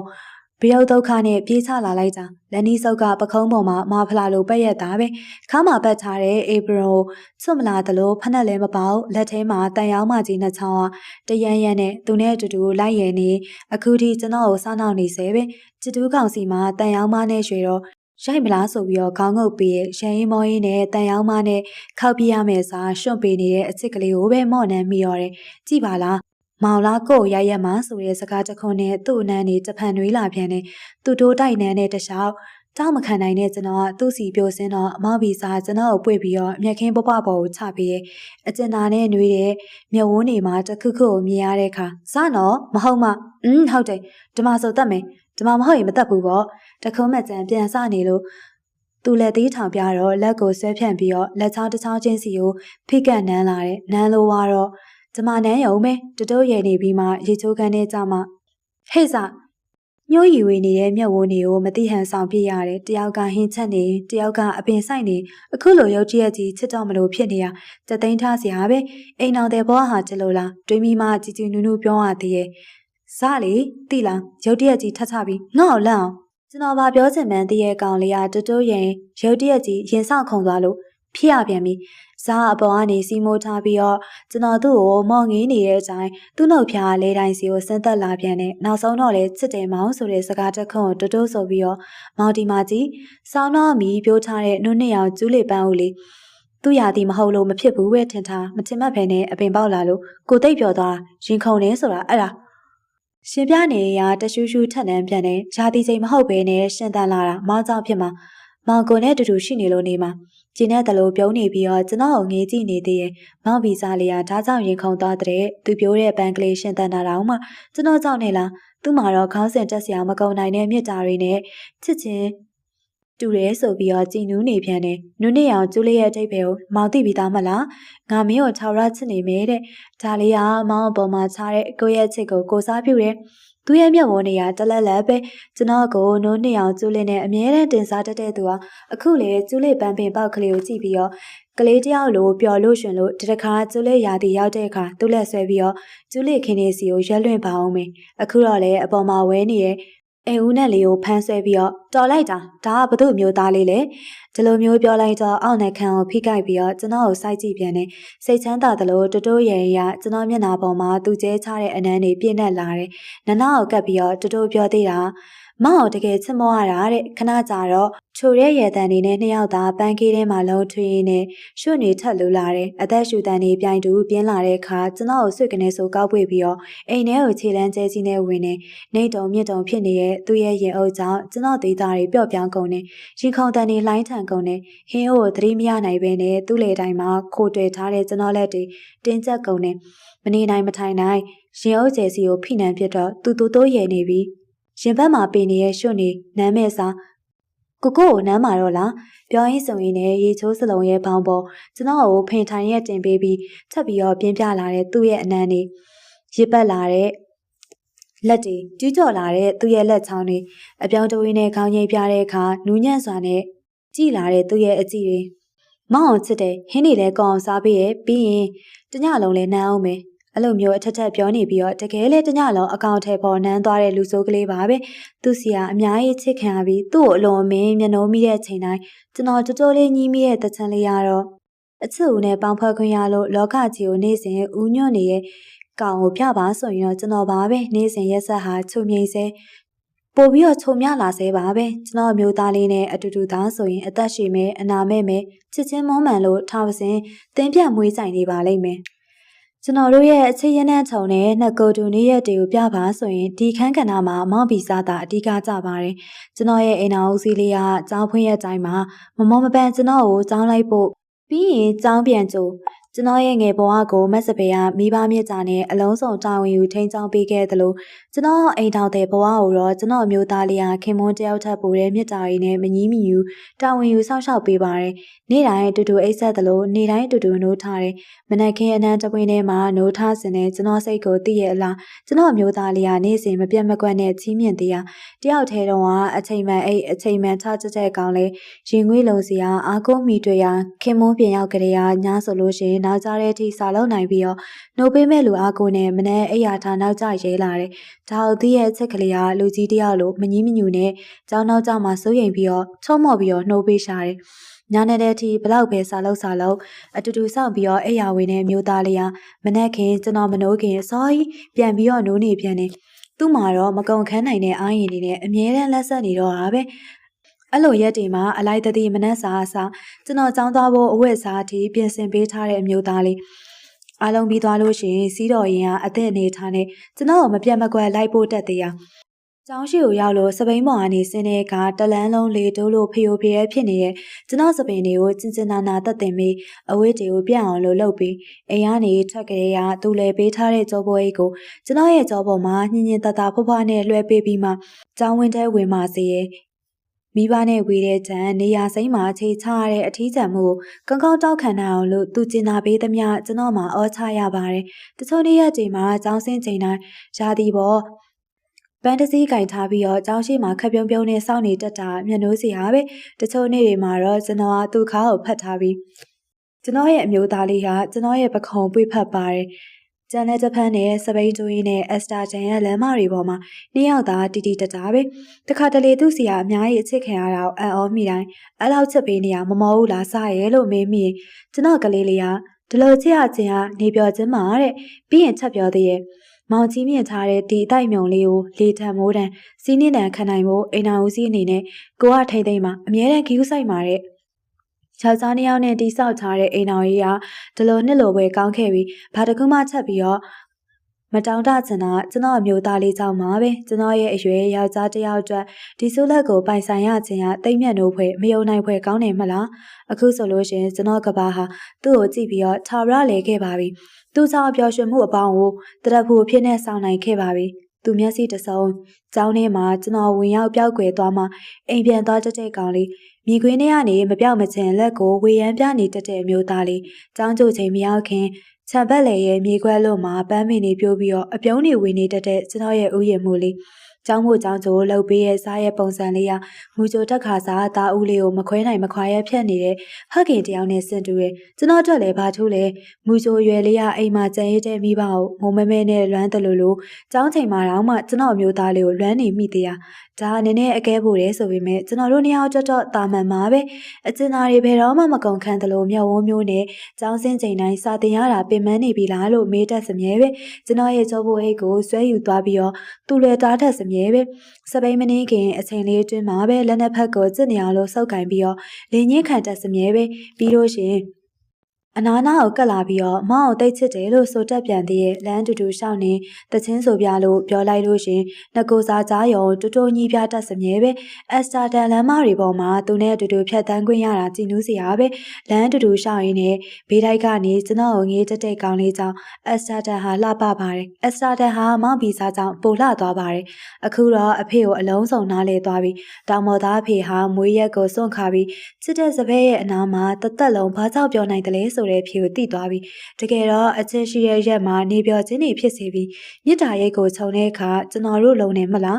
းအဖေအတွက်မက်စပယ်ရှိရာရက်ဟာအိမ်ဆိုရင်ကျွန်တော်အတွက်ဗီဇရှိရာရက်ဟာလည်းအိမ်ဖြစ်ပါတယ်အပြုံးနေနဲ့အကြောင်းရှိမှတရက်မပြတ်အကျိုးဆောင်တတ်သူကြောင့်အခုဆိုရင်အတန်းပေါ်တွေလည်းကျွန်တော်တို့ရဲ့ပတ်သက်မှုကိုသိကုန်ကြပြီးကျွန်တော်တို့ကိုမြင်တဲ့အခါလက်ဝှေ့ရမ်းပြီးတော့နှုတ်ဆက်တတ်တယ်ဇာတယောက်ကျွန်တော်ကိုကြည့်တတ်တဲ့မျက်ဝန်းတွေကိုမြင်တိုင်းအဲလက်စ်ကထူဆန်းတယ်လို့ထပြောတတ်တယ်ဘရိုညာခွဲချကြလားဘာလို့လဲအဲလက်ရဲ့ကျွန်တော်မင်းရဲ့အဲလက်ကခေါင်းတစ်ခါခါနဲ့နေတိုင်းအတူတူအိတ်နေတိုင်းအတူတူထားတယ်ဆိုရင်ဘရိုမျိုးသားတိတ်လို့နေလေနှက်ခမ်းနဲ့ပြောနေမကောက်မျက်လုံးနဲ့ပါပြုံးပြီးတော့ဘရိုကိုကြည့်နေရဒါတော်ရုံအချစ်မမဟုတ်ကြအန်ဟောဖို့တိတ်ကောင်းတယ်အဲလက်စကားကိုသဘောကျလို့ကျွန်တော်ကောင်းမော့ပြီးရင်မိရဲ့အခါအကယ်၍များကဘာပေါ်မှာအချစ်တက်ဆုံးယောက်ျားဘသူလဲဆိုတဲ့ဆွေးနွေးပွဲကိုငါချက်ဖြစ်ခဲ့ဘရိုမျိုးသားကိုလက်ညှိုးထိုးပြခဲ့မယ်အဲလက်စ်ကကျွန်တော်ကိုချက်ပြောသေးရဲ့ငါပြောချင်တာဘရိုရဲ့အမျိုးသားတယောက်တည်းမဟုတ်အိမ်သားပြန်ရောက်လာမှပြုံးတဲ့ဘရိုရဲ့အပြုံးတွေကြောင့်နယ်သာလန်အောင်မှပိုလင်းသွားတယ်လို့ပဲတဲ့မှန်တာပေါ့အဲ့ဒီကလေးကကျွန်တော်အပြုံးတွေရဲ့အယောင်တင်စေးလေးပဲအစမတန်ချစ်ခံရတဲ့အခါကျွန်တော်မှယောက်ျားချက်မဲ့မကြာခဏမျက်ရည်ဝေးရတယ်အိမ်နာသူအများကြီးချစ်ပေးရဲ့အခါအများကြီးအချစ်ခံခြင်းမျိုးနဲ့လူပီပီတတပဲနေထိုင်ဖြစ်ခဲ့တယ် ကျောင်းအပြင်ကိုကျွန်တော်နဲ့နေ့စဉ်တူတူထွက်တဲ့ Alex ကကြိုဆောက်နေတဲ့စာအုပ်မြင်တိုင်းကဘာပေါ်မှာအကြီးဆုံးအချင်းငယ်ကြီးရောက်နေပြီလို့တရက်မပြတ်ပြောတတ်သေးရအခုဆိုရင်စားနဲ့ Alex ကအတော်ကလေးလေးပေးဖြောင်းနေကြပြီကျွန်တော်တို့အိမ်ကိုသူကိုယ်တိုင်ဈေးချင်းလာဖို့ဘူးတာမလို့စူပါမားကတ်မှာအချစ်စိတ်တက်တဲ့တရက်အကြောင်းAlex ကစားကိုအင်တာဗျူးသေးရဲ့အဲ့ဒီကဘရိုတို့နှစ်ယောက်ရဲ့အချင်းညာတော်တော်လေးမှစိတ်ကြည်နက်ခဲ့ရလားAlex အမေစကားကိုစားချက်ချင်းပြန်မဖြေဘဲနဲ့ကျွန်တော်ငေးနဲ့ပြုံးပြီးမှချွင်းချက်မရှိပဲအသွေးသားတာမှုရဖို့ဆိုတာမိဖက်ပေါ်မှာမူတည်ရဲ့ဘရိုရဲ့ငါအတွက်ကတော့အားလုံးထက်တမိုးကြီးပြီးတော့အစုံမဲ့ပျော်ဝင်မှုလုံလောက်တာသူ့ပြုံးနေပါပြောပြီးရနဲ့ကျွန်တော်ကိုလမ်းငင်းနေတဲ့စားကြောင့် Alex ကထပြောတယ်Esther ထမအချစ်တက်ဆုံးဆုံးတွေ့ရဘရူရိုပဲဖြစ်မှာတဲ့အတီပေါင်းနဲ့ Alex ပြောနေသမျှကျွန်တော်ဟာရှယ်လိုက်တယ်။စားမြောက်ဝင်နေရတလဲလက်အချင်းသားဟာကျွန်တော်ကိုမကြာခဏပူနွေးအောင်လို့ပြုစားတတ်တဲ့ထဝစ်ထုလေးတစ်ခုလိုပါပဲ။သူပိုးလို့တဲ့မျက်နှိုးချင်းတင်ကေတာဟာကျွန်တော်နှလုံးသားစီကိုတတဲဆိုင်ဝင်ခဲ့တဲ့ညတိုင်းကပတိန်လက်ဆောင်ပေးလိုက်တဲ့ခြေဘူးနဲ့အတုံးဆောင်အတွဲကြီးကိုကျွန်တော်တို့ပျော်ပျော်ရွှင်ရွှင်သုံးဖြစ်ခဲ့တယ်။ကဘာပေါ်မှာစာတင်လို့ရတဲ့ကျွန်တော်ရဲ့အမျိုးသားလေးကနန်းဆိုရင်သာတညလုံးမကြီးမကွေ့နန်းနိုင်ပေမဲ့ပူပြင်းတဲ့နေရာသည်လေးခဏခဏရဖို့အတွက်တော့ကျွန်တော်ကိုညာလို့ထင်ရဲ့အရင်လိုရမက်တွေနေစေပါပဲနေပါကြအောင်ဆောင်စေပဲထိန်းချုပ်စေပါပဲသူရဲ့ရမက်တွေပေါ်မှာအဖြူရောင်တွေအုပ်မိုးထားမြင်ရလေလေကျွန်တော်မှာအကျဉ်းသားခိုးတွေပိုဝေလေလေပဲအတန်ပြောပြောနဲ့မောင်ဘီစာလို့ခေါ်လိုက်တဲ့ညတိုင်းမှာတပြင်းတခြားခြားနဲ့ကျွန်တော်ရင်ခွင်ချားမှာသူ့တိုးဝင်လာခဲ့တယ်။အဲဒီလိုညတွေတိုင်းစတင်ဆွဲဆောင်သူကကျွန်တော်ဖြစ်ခဲ့ပေမဲ့ပျောက်ခွေပြီးတော့သူ့ရင်ခွင်ထဲမှာလုံထွေးပစ်ကြရလဲကျွန်တော်ပါပဲ။သူ့စီအင်အားရှိသလောက်ပြိုစင်းညှိတွေ့ခဲ့ရလဲကျွန်တော်ပဲ။ဇက်တိုက်ကြောင်းတက်ရတဲ့နေ့တွေဆိုရင်ကျွန်တော်အစင်မပြေမှာဆိုလို့ဇာအထူးတလဲရှောင်းကျင်ပါတယ်။တခါတလေကြောင်းတက်ရက်တွေမှာသူ့ကိုချက်လွန်လို့နားချနေတဲ့ကျွန်တော်ကဘလို့တတော်ဝါနဲ့တူနေမှန်းကိုမသိဘူး။ညင်းတဲ့လူကညင်းဆွဲဆောင်တဲ့သူကဆွဲဆောင်တဲ့တခါတလေနှစ်ယောက်သာအတွေးပေါက်ပြီးတော့တယောက်မျက်နှာတယောက်ကြည့်ပြီးတော့ရဲဖြစ်ကြရလဲအခါခါပဲမင်းကမစိုးဘူးလားကိုကမောင်းထက်ဆိုပါပေါ့မျက်စိတစ်ဖက်မိတ်ပြပြီးတော့ဖြေတဲ့အခါသူ့ရင်ခွင်နဲ့လှိပ်ပြစ်ချပြီးတော့ကြည်စဲရတာအခါခါပဲပြီးရင်မချစ်တာလည်းမဟုတ်ကျွန်တော်ဆက်ကွင်းမှာဘယ်တော့မှမယုံနိုင်တဲ့ကောင်လေးကခဏကြာတဲ့အခါမှာပဲအလုံးစုံပြိုလဲခြင်းမျိုးနဲ့ကျွန်တော်ရဲ့ညကိုအယောင်တင်ပေးတယ်ပူလောင်အိုက်ဆက်ခြင်းမျိုးနဲ့ကျွန်တော်ရဲ့ညကိုလှပစေရင်ဘယ်တော့မှအလွန်အကျိုးမဖြစ်ကြဘဲနဲ့တင်တင်မြတာတာဝဲလှုပ်ဆောင်ကြတော့တယ်ဒီကောင်ကိုချွဲပြစ်လိုက်စမ်းမမောင်ရဲ့မောင်ဖြည့်စည်းပေးရနဲ့ရှင်လို့ရှင်ဒီကောင်ပြန်လုပ်ပေးတာတွေကတေးသေးလေးပါကွာမဟုတ်ဘူးလေစားရဲ့ကျွန်တော်စကားမဆုံးခင်မှာပဲအမြဲတမ်းဖြတ်နေတဲ့ကောင်လေးကမဟုတ်ဘူးဆိုတာဘာမှရှိလို့လေဘေဘီကအကျင့်ပါသွားမှာကြောက်တာလားအင်းမော်အခါခါတိုင်းဆိုရင်သူ့ရဲ့ကျွန်တော်ကိုနိုင်နေဟဲပပတ်ရှိတာပဲမောင်စီမှာကိုအကျင့်ပါကျင်တာတွေအများကြီးရှိတယ်မောင်စီကတောင်းလဲတောင်းမှာဒါကြောင့်မောင်လဲကိုစီကဘာမစိုးအကျင့်ပါခွင့်ရှိရဲ့ပြောပြရနဲ့အချစ်တွေပြည့်နေတယ်လို့ငုံမိုးကြည့်လာသေးရဲ့စံဖြူသွားကြိုးပြီးတော့အရေးပြားတွေရွတ်လာတဲ့အထိဒီကောင်မောင်ကိုတည်နိုင်တယ်တည်ခြင်းတွေတည်နေအောင်မယ်သိရလားသူ့ကိုကြည်ကြည်နူးနူးမော့နှမ်းပြီးတော့တလဲလဲတောက်ပနေရဲ့မျက်ဝန်းနေနဲ့စုံနေအလိုလိုက်တော့ကိုဟာတလို့ရှူရနေမှနေပြောတဲ့ကောင်မလို့ခေါင်းငိတ်ပြရတာပါပဲသူပြောနေသမျှသူပြောရှင်စွာလုံနေသမျှခွင့်ပြုပေးရတာပါပဲနောက်ဆုံးတော့သူဘလို့ရှူရမျက်နှာပူရမဲ့စာမျက်နှာပြောင်တက်ဖို့တင်ယူလိုက်ရတယ်အဲဒီလိုအချိန်တွေတိုင်းကလေးတယောက်လိုခက်တီတီနဲ့သူ့ရင်ငွေလုံရတာပျော်စရာပဲသူ့ကိုယ်ကြီးကိုကုတ်ဖက်တွေ့တာပြီးတော့တအိမ်လုံးရှောက်ဖက်ရတာကြည်နူးစရာပဲကျွန်တော်အတွက်တော့ဇားဖြစ်နေသွေးသားဆန္ဒဖြစ်နိုင်ပြီသွေးသားဆန္ဒရှိနေသည်များဇားအတွက်ပါပဲအသက်ရာကျော်ရှိတဲ့ချစ်ချင်းမြတ်တာဟာကျွန်တော်တို့အပေါင်းမှာထာဝရချမ်းမြေ့ပါစေရဲ့။ကျောင်းမှာမနေ့ပြန်အဖွဲလိုက်ဆုလုပ်ရမှလေးရှိလို့စာအုပ်ပုံနဲ့ခေါင်းဆိုင်နေရကြပြီးကိုတောင်ရင်ထားတဲ့အပိုင်းမပြီးမှကြောက်လို့သူ့ကိုလှည့်မကြည့်နိုင်ပေမဲ့မျက်ဝန်းထောက်ဆောင်အမြင်နေရတဲ့လှုပ်စီးတံတစ်ခုကြောင့်ခိုးပြုံးရတာအခါခါပဲအခါခါတိုင်းညဘက်တွေဆိုရင်ကျွန်တော်ရင်ခွင်နဲ့လာဝင်နေတတ်ပေမဲ့စာအုပ်အာယုံစူးစိုက်နေမှန်းသိလို့ရှိရင်ခလန်းလန်းကနေပဲထိုင်ငင်းမငင်းရင်ပုံဆွဲဒါမှမဟုတ်တန်စင်မပါတဲ့ဂီတာတန်တိုးတိုးလေးတီးခတ်ပြီးအနားမှာဝိနေတက်တဲ့ကောင်လေးတိမ်ထဲမှာတူတူရှိနေရတာမှခဝေးဝေးမှာမနေနိုင်တဲ့ကောင်လေးကကျွန်တော်မြင်နိုင်တဲ့နေရာမှာပဲနေလေးရှိရဲ့အလုံးရှုံနေမှန်းသိရဲ့မနှောက်ယှက်ခြင်းမျိုးနဲ့ငြိမ်သက်နေတက်တဲ့ကောင်လေးဒီနေရာမတူကွဲပြားပါတဲ့အချစ်ကလေးရဲ့ ကျွန်တော်ကကြောက်ကစားဖြစ်ထားတယ်ကြောက်ကစားဖြစ်တယ်ဆိုတာထက်ဖြစ်ချင်အောင်ဆောင်ထားတယ်အပြင်ပိုင်းမှာမျက်နှာကိုတီထားပြီးမြဲအတွင်းမှာလှိုက်မြူးနေမှုကတော့နှက်ခမ်းသားတွေကိုမဖုံးနိုင်အောင်ပြုံးအောင်တန်းစေရဲ့သူမမီအောင်လို့တစ်ဖက်လှည့်ပြီးတော့ပြုံးရတာလည်းအခါခါပဲမျက်နှာငယ်လေးနဲ့ပြေးကြိုက်ချင်တာအခါခါပဲပကုံးကျဲကြီးကိုဆုပ်ဆုပ်ထားပြီးတော့ခေါင်းကိုက်ဆိုင်နဲ့ကုတ်ချောင်းချောင်းဖြစ်နေတာရေစရာပဲသူကိုယ်သူ28နှစ်ကျော်နေပြီဆိုတာအဲ့အမျိုးသားလေးကအမှတ်ရပါမလားအတော်တန်ကျဲတဲ့သူ့ရဲ့ပကြီးခန်းထဲမှာကျွန်တော်စာကြည့်စပွဲလေးပါရှိတယ်အခန်းထဲမှာစားတယောက်ပတ်ရှောက်နေတာတော်တော်ကြာပြီကျွန်တော်ကိုလည်းတေချာမကြည့်ရဲဘဲနဲ့အသက်ပြင်းပြင်းရှူလိုက်စားကြည့်စပွဲကိုပတ်လိုက်လုံနေတာအပြင်ကနေပြန်ရောက်ပြီးတနားရီကြာကြရပဲ2နာရီကြော်ပတ်ရှောက်နေသူကညောင်းဖို့ပင်မိနေသလိုပဲသူစိတ်မကောင်းဖြစ်နေတာကျွန်တော်သိအောင်တပြင်းကြဲကြဲရှိုက်ပြတာပါသေးရဲ့လုံလက်စတွေထားပြစ်ခဲ့ပြီးတော့ဖင်လေးကိုပြရိုက်ပစ်ချင်တာကလေးလို့ခေါ်ရင်စိတ်မကောက်တော့ပေမဲ့အခုလေကလေးနဲ့တိတ်တူနေပြန်တယ်သူ့ရဲ့ခြေတန်းနဲ့တပ်ပြင်းဆိုင်တန်းလွဲလို့ရှင်တိုင်လုံးကတိတ်ဆိတ်နေရင်ကျွန်တော်ကိုဗဟိုထားပြီးတော့သူ့ပတ်နေသမျှမျက်လွှာပင်ကြည့်မိတိုင်းမတော့ပဲမူးကျင်လာတဲ့ခြေလန်းကျဲကြီးနဲ့သူ့မမောမပန်းပတ်နေသမျှတခန်းလုံးသူ့ခြေရာတွေထက်ကုန်နေအေးနေတဲ့အိမ်အပြင်ရာသီဥတုနဲ့ကိုက်ညီအောင်ဝတ်ထားတာဘောင်းမီတို့နဲ့စွတ်ကျင်လိုက်ဖက်ညီနေတဲ့ကိုယ့်ကားပုံစံကျွန်တော်ကိုအုံမျိုးစီတာပဲအချစ်ကလေးမျက်နှာညာမီအောင်အောက်မှာဝင်းဖက်နေပေမဲ့တော်တော်ကလေးနီးနေရဲ့အမြဲတမ်းညိုနေတဲ့မျက်ဝန်းနေရအရက်ခိုချောင်းရဲနေသလိုပဲကျွန်တော်အခုထိတေချာမကြည့်ရဲပဲနဲ့မျက်လုံးထောက်စွမ်းကနေခုတ်ခုတ်ကြည့်ရလဲသိရင်တမင်တင်ထားတဲ့မျက်နှာကျော်အနားကိုမလာရဲရလဲသိရင်တစ်ချက်စာအုပ်ကိုအတန်ထအောင်စောင့်ချလိုက်တိုင်းကွန်ပျူတာလက်ကွက်ကိုတတမီအောင်ခောက်ချလိုက်တိုင်းလမ်းနေတဲ့ခြေလမ်းတွေရက်တက်ပြီးတော့ငြိမ်ကုတ်သွားလဲသိပါရဲ့မက်စပယ်ပြောတာကိုပြန်သတိရတော့ပြုံးမိရဲ့မောင်ကြီးဘလောက်ချစ်ရမဖြစ်တဲ့အိမ်တော်ကြီးကပြင်းစရာကောင်းနေရန်လေးပါလေးဖြစ်ကြည့်ပါလားတဲ့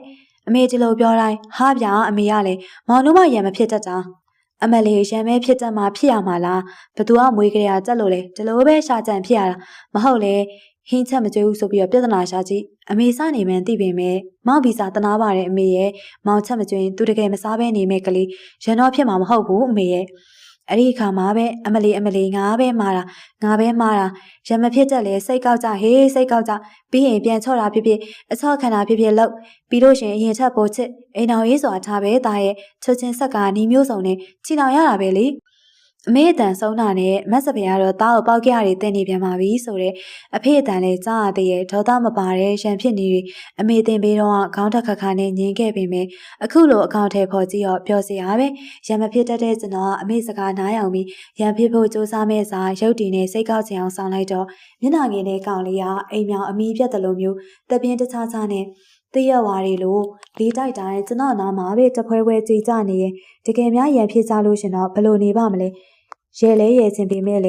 ေမျက်နှာငယ်ကိုမြင်ရတော့ရင်ထဲမကောင်းပါဘူးဖြစ်ပြနေတဲ့ပုံစံလေးကိုတနာပေမဲ့နောက်နေတာလို့မပြောရသေးဘူးလာပါအောင်လို့အခုခေါ်လိုက်ရင်စာပြီးအောင်လုပ်လို့ရမယ်မထင်ဘူးသူ့ရင်ခွင်ကြားမှာကျွန်တော်ပြားများသွားတော့မှနောက်တနားရီလောက်ဆိုလို့ရှင်လှုပ်ရှားရှိရာတွေပြီးတော့ပါပြီအဲကြောင့်မှပဲစိတ်ကောက်ချင်အောင်ဆောင်တဲ့အကြောင်းပြောပြပြီးတော့အချစ်ကလေးကိုချော့လိုက်ပါမယ်ကို့အတွေ့ကိုတပြုံပြုံနဲ့ကျွန်တော်စာဆက်လုပ်နေသလိုကျွန်တော်အမျိုးသားလေးကလည်းအခုထိအခြေတန်တဆက်ဆက်နဲ့ပကြီးခန်းလေးထဲမှာပတ်နေရောဖြစ်ပေါ်အားဒီလိုဒီနေ့ကြားနေပြန်ရောက်ကြတဲ့ဟာညကြရင်အပြင်သွားစရာရှိရဲ့မောင်လဲလိုက်ရမယ်ဆိုလို့မလိုက်နိုင်ကြောင်းညင်းဆန်တော့စိတ်ကောက်ဟဲ့မတူအခါခါတိုင်းနဲ့ဖယ်နေရခေါအတူတူလိုက်ပေမဲ့အခုဟာစားမိတ်ဆွေတယောက်မွေးနေပွဲတဲ့တောက်ကြစားကြမှာတွေကြောင့်အချိန်ကုန်တဲ့အထိဖြုံးကြမှာစုံတွဲလိုက်သွားကြတယ်ဆိုရင်တော်တော်နဲ့လူအုပ်မခွဲတတ်ကြတဲ့သူတို့ယဉ်ကျေးမှုတွေနဲ့ကျွန်တော်ဟာတော်တော်လေးရှင်ပါနေပြီခဏတပြုံးမဟုတ်ဘဲနဲ့ညာလုံးပေါက်သွားရင်မခက်ပေဘူးလားစားလဲလို့ရအောင်မယ်မနဲ့လဲចောင်းသွားရအောင်မယ်လိုက်လို့မဖြစ်တဲ့အကြောင်းနားဝင်အောင်ပြောပြတော့လက်ခံပေးမယ်တက်ပြင်းရှိုက်တယ်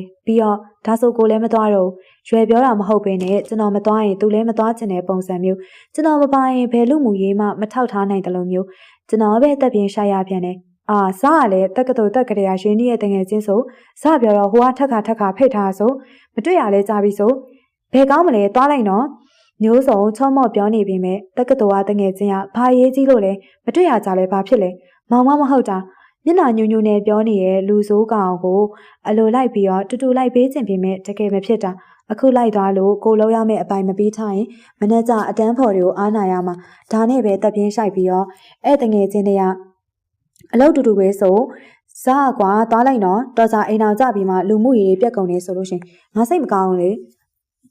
ထားအောင်မောင်မပူပါနဲ့ကိုလူမှုရေးမပြေဝတာအစောကြီးတည်းရပါ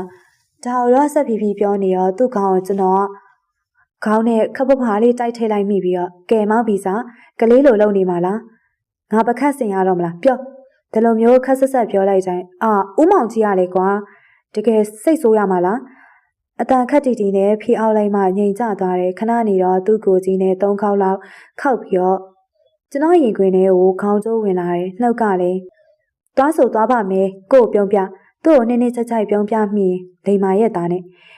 နှစ်ဖူးကိုဖဖနန်လိုက်တော့သူရေမိုးချိုးဖို့ထွက်သွားတယ်ရေတံအောင်နားချောင်းနေရင်းနဲ့ပြုံးရသေးတယ်ပါတီဝဲနဲ့လိုက်ဖက်တဲ့ဝစ်ဆောင်တစ်ဆောင်ကိုအစင်သင်းထုတ်ပေးနေတော့အနောက်ကိုပြန်အောင်လာပြီးတော့အနောက်ကနေတိုင်းဖက်ထားသေးတယ်ချဲမနေနဲ့တော့နောက်ကြအောင်မယ်ပြောဆူဆူနဲ့ရေစားတွေကျဉ်းကျန်နေစေရင်အုပ်ကျူတစ်ပတ်နဲ့ဆွဲထုတ်ပြီးစုံနေရဲ့ဆန်စားတွေကိုဒရိုင်ယာနဲ့မှုတ်ပေးပြီးတော့နေရွက်အောက်ကိုရောက်ပြီးတော့ပြန်ရှည်နေတဲ့စပင်တွေကိုတက်ရက်သွားအောင်လို့ခေါင်းလိမ့်စီလိမ့်ပြီးတော့ရှယ်နေရလှုပ်ပေးနေသမျှကလေးတယောက်လိုငြိမ်ခံနေခေါင်းတစ်ချက်ဖိပေးတိုင်းမှာကျွန်တော်ရဲ့ပချိုင်းစီကိုလာကျူးကြော်သေးရဲ့အစောကြီးပြန်လာမှသိလားကျွန်တော်ကန့်သက်မပေးရဲ့အချိန်ကိုသူကတိပြီးတော့ခေါင်းညှိပ်ပြီးတော့ပြုံးမိအစောကြီးပြန်လာစရာမလိုအေးစစ်စစ်နေတငယ်ချင်းတွေကို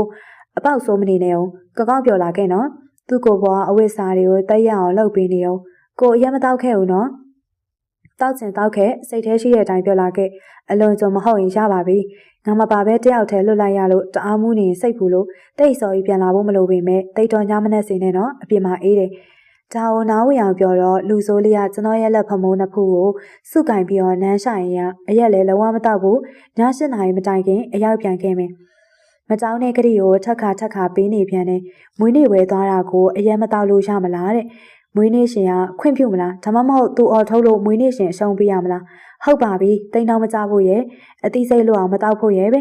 ထပ်ပြောပြီးတော့ဦးမောင်ကြီးစကားတီကောင်မဖယ်ရှားအဲ့လိုပြောပြီးညာဦးပိုင်းကလေးကစပိန်နဲ့ထပ်သွားတာကိုလုံးနဲ့ကိုတညလုံးရှောက်နေတတိယလုံးနိုင်ကြီးရောည7 နာရီခွဲနေပြီ7 နာရီမထိုးခင်ရှောင်းအောင်ပြန်ခဲ့မယ်ဆိုတဲ့ကလေးကဘလို့ဖြစ်တာပါလဲအမြဲတမ်းပြောစကားတည်ရဲ့ကောင်လေးကအခုတော်တော်မူးနေပြီလားပြန်နိုင်ရဲ့လားလိုက်ခေါ်ရမှာလားဆိုပြီးတယောက်တည်းရှင်ဘူးလာလို့ဖုန်းခေါ်ကြည့်ရောဝင်နေတဲ့ဖုန်းလေးကကင်မဲ့လို့ရှိဘူးစိတ်ပူပြီးတော့ထက်ခါခေါ်လိုက်တော့စနခေါင်းမြောက်မှာကြားလိုက်ရတာမိန်းကလေးတန်အစပိုင်းမှာရှင်တုံသွားပြီမယ်ပြတလဲရှင်းပြနေရဲ့draft လေတန်တွေကိုကြားမှပြုံးနိုင်တော့တယ်ရှင့်မျိုးသားခုအန်နေရဲ့အိမ်နောက်ဘက်ရှိရတာနဲ့ခေါ်မလာတဲ့လူတွေကနှစ်ဆတောက်ချေးဆိုပြီးတော့မွေးနေ့ရှင်အဖြစ်ပေးထားအပြင်းနေကြည့်ပဲတကြားမကားတောက်လိုက်ရလို့မှောက်သွားတာစိတ်မပူနဲ့နော်မှောက်နေရသူတယောက်တည်းမဟုတ်အဖော်မပါလာတဲ့တခြားသူတွေလည်းသူနဲ့တူတူရှိရဲ့ဖော်ရီရှင်ပြနေတဲ့တစ်ဖက်က dash မလေးကိုကျွန်တော်လာခေါ်လို့ရမလားတောင်းဆိုလိုက်တော့ချက်ချင်းပဲ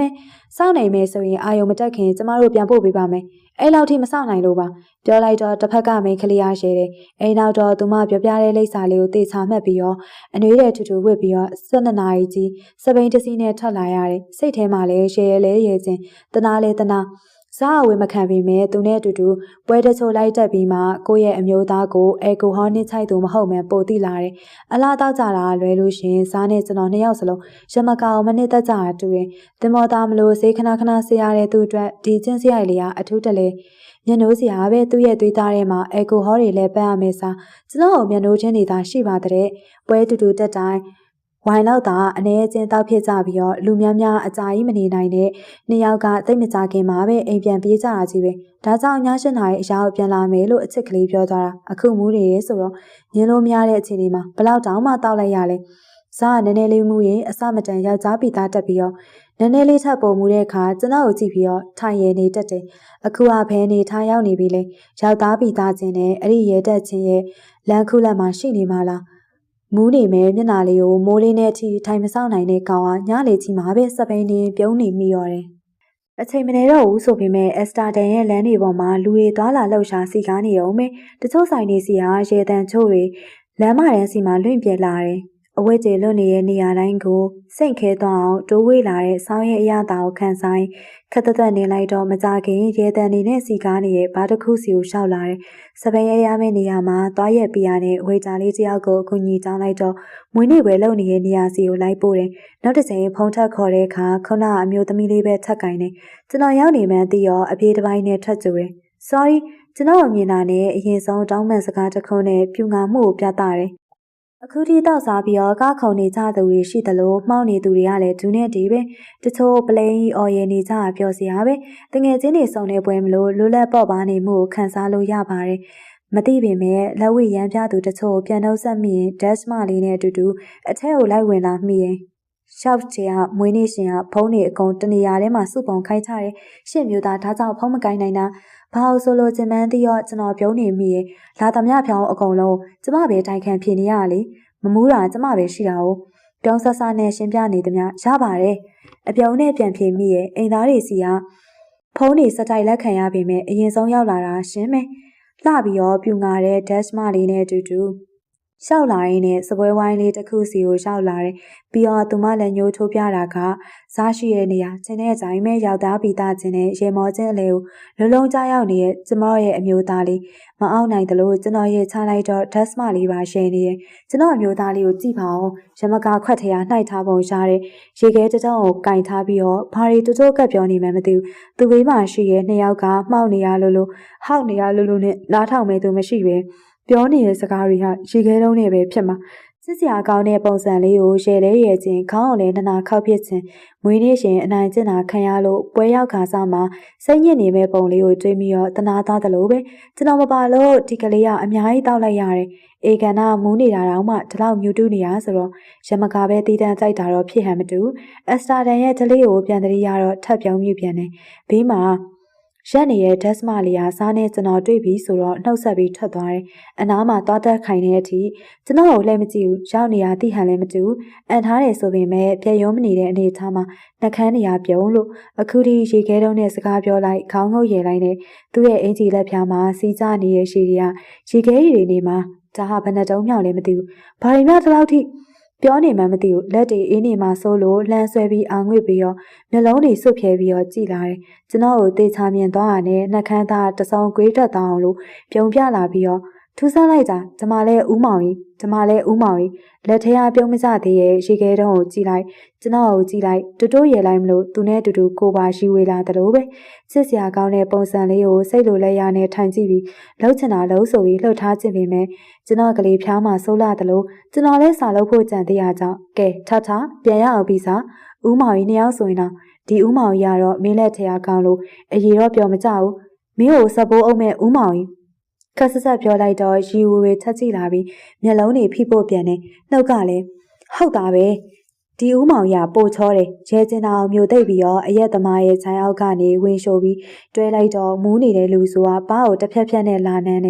ေဦးမောင်ကြီးလို့ခေါ်ပြီးတော့ရေခဲတော့ဘလောက်တောင်မှအာပွားတွေပေးထားလည်းမသိဘူးဖိကက်သမျှသူ့နှက်ခမ်းကကျွန်တော်ပချိုက်ထက်မှာအေးဆက်နေလိုက်တာများသူကတပြန်ပြောသေးရဲ့ဦးမောင်ကြီးပါးတွေကအေးဆက်နေရပဲတဲ့ဘိုက်ခောက်ကိုလိန်ဆွဲလိုက်တော့အာခနဲ့ဆိုအော်ပြီးတော့ထရဲတယ်ကြည့်ပါအောင်မူးယူနေတဲ့အချိန်မှတော့မှတခြားလူတယောက်ကိုမောင်လို့ခေါ်ပြီးမှားမယ်စားရေခဲတုံးနဲ့မှားတယ်တဲ့ရေလဲရဲချင်းကြိုက်လဲဆွဲချင်းစီကရရနန်းရမကရနန်းနဲ့သူ့သုံးနေကြရေမွေးနဲ့သုံးမျိုးရောဆက်ထားတဲ့သူ့စီယာရနန်းဟာကျွန်တော်ဟောပါစားနဲ့အတူတူရှင်မူးလာစေတယ်လို့ပဲအပြင်ဟောတူတူထက်နေတဲ့တခြားသူ့တကူလုံးကိုကျွန်တော်စီမှာမှီတွယ်ထားတာမလို့ခြေလန်းအလိုတလောက်တော့ခရီးမပါဘူးဘလို့ကြောင့်ဒီလောက်ထိအားရင်ပြေးဝပြီးကြီးမားကြန့်ခိုင်နေမှမသိဘူးဒက်စ်လူမျိုးတွေဆိုတာဘသူကြည့်လိုက်မိုးထိုးနေရဲ့အရက်တွေနဲ့ကိုလုံးကိုယ်တဲ့ခတ်တောက်တွေများတယ်မောက်ပြီးစားပဲဒက်စ်လူမျိုးတွေရဲ့စိုက်မျိုးကိုက်မျိုးနဲ့စံနှုန်းပြည့်မီနေပါတယ်မြန်မာပြည်စာသမတ်ချမ်းတယ်ဆိုရင်ရှေ့တဲ့အထဲပါတဲ့ငါးပြည်17လက်မှာဆိုတဲ့ကျွန်တော်အရက်လဲဥရောပရောက်ကြတဲ့မတိမတာစပုလေးဖြစ်သွားလိုက်တာများအဲလက်ဆိုလဲကျွန်တော်ထက်တော်တော်ကြီးကိုမှရှေ့လေရတယ်အလုံးစုံပြစ်မိထားသူကိုထိန်တွဲရင်းနဲ့ကားနေတဲ့လူတွေနောက်ရောက်လာတော့ငမူးလေးကခေါင်းထောင်လာပြန်တယ်ငါပြန်ပြီဆိုတာကိုမွေးနေ့ရှင်စီကိုကြည့်ပြီးတော့ဓာတ်ဘာသာစကားဂျာမန်ဘာသာစကားအင်္ဂလိပ်ဘာသာစကား၃မျိုးလုံးနဲ့អော်ပြီးတော့ကျွန်တော်ကိုလည်းပြုံးစီစီနဲ့ငုတ်ကြည့်ရပျော်နေတဲ့လူတွေမူးနေတဲ့လူတွေကလက်ဝဲရမ်းပြီးတော့ဘာသာပေါင်းစုံနဲ့ပြန်နှုတ်ဆက်တယ်နယ်သာလန်မှာဒက်စ်တွေကသူတို့ဘာသာစကားတစ်ခုတည်းမဟုတ်ဘဲနဲ့အင်္ဂလိပ်နဲ့ဂျာမန်လည်းတော်တော်ကလေးကောင်းကြပါတယ်နိုင်ငံသားတိုင်းလိုဘာသာစကား၃မျိုးလောက်တက်မြောက်ကြတယ်ကျွန်တော်ကလေးလေးက14နှစ်သားကလေးကဒီရက်မှာနေထိုင်လာတာမလို့သူ့အတွက်ကလည်းသမင်းသားရေတောက်ပဲအလောက်ကျလိုအလိုထပ်တင်ထားတဲ့ပိုလန်နိုင်ငံရဲ့ဘာသာစကားဖြစ်တဲ့ Polish နဲ့ပြင်သစ် France လိုမျိုးကောင်းကောင်းပြောတတ်တဲ့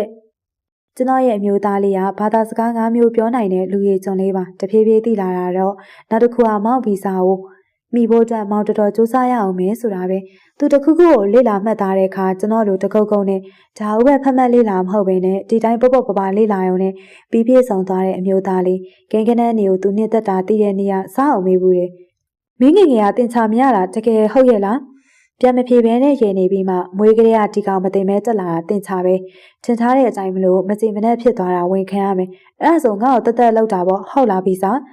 မောင်တင်ချကြောက်မှန်းသိလို့အသေးရလို့အဲ့တော့စကြလို့သူများအဲ့လိုစရတာပြောတယ်ပေါ့တကယ်တော့စရဲဆိုတာထက်မောင်ကြကြငွေခွင့်ရချင်တာစိတ်လိုလဲရခြင်းတွေနဲ့တစုံတစသူပြန်ပြောတိုင်းရင်ခုန်ကြည်နူးခြင်းတွေဖြစ်ရပါတယ်သူ့ကိုတူးစားကြည့်လေအံ့ဩရလေပဲတရက်တိုးလာတိုင်းပုံမြတ်နိုးရတယ်လေးလာလို့မကုန်နိုင်တဲ့ကျွန်တော်ရဲ့အမျိုးသားလေးရဲ့နောက်ထပ်ပုံစံတစ်မျိုးအခုလေချက်မြင်နေရတာကံကောင်းခြင်းတစ်ရက်ပါပဲမမူယူနဲ့ငမူးလေးရတငယ်ချင်းတွေကိုအာပါတရားလက်ဝဲရန်ပြပြရနဲ့လူပုံလေးမှာကျွန်တော်နှခမ်းကိုတစ်ဖြက်ဖြက်နဲ့ငုံနှန်းသေးရကျောင်းကိုပို့တက်ပေးနေသွားဖို့တတိပြီးတော့နန်းနေတာလွတ်မပေးဘဲနဲ့ပို့ပြီးတော့ငုံထွေးလာတာကြောင့်ဒေါက်တာမောင်ဆိုတဲ့ကျွန်တော်မှာမက်စပေသားပြီးသားအပြင်နဲ့ကျင့်နေအောင်တိုင်းဖက်ထားတဲ့လက်ဖြံကိုနာအောင်လို့လိန်ဆွဲလိုက်မှနန်းနေတာကိုလှုပ်ပေးပြီးရှင်းနေရဲ့ပါဇက်ကလည်းမနာဘူးနဲ့ဒီလိုနဲ့စောင်းညမှာချွေးပြပြကြရတာကျွန်တော်ပဲအသေးစိတ်လွတ်တဲ့အထိမဖြစ်ပင်မဲ့မူရည်ရည်ဝေမှုကြောင့်